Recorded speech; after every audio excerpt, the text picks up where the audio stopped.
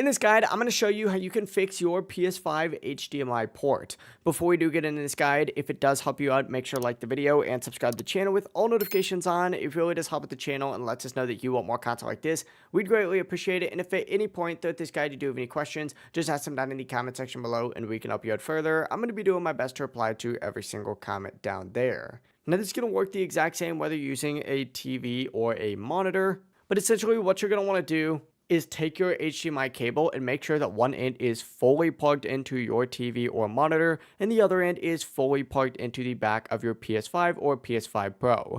On the back of the console, the top port is the HDMI port, so just make sure that you push that cable in firmly until you feel it seat properly. Now, if it was plugged in properly the first time and that wasn't the issue for you, go ahead and unplug both the HDMI cable on both ends and look closely at the HDMI port on the PS5 as well as the end of the HDMI cable. If you see dust, gently blow it out. Do not force anything into the port, otherwise that will break it. Now, if the connection does look fine, but you're still getting no signal, the issue could simply be a faulty HDMI cable. Just swap it out with another HDMI cable and test again. In most cases, those are one of the three problems. Fixing one of these, though, will usually solve that issue immediately. If you do have any questions, just ask them down in the comment section below, and we can help you out further. I'm going to be doing my best to reply to every single comment down there. Before you do leave this guide, though, make sure to like the video and subscribe to the channel with all notifications on. It really just helps out and lets us know that you want more content like this.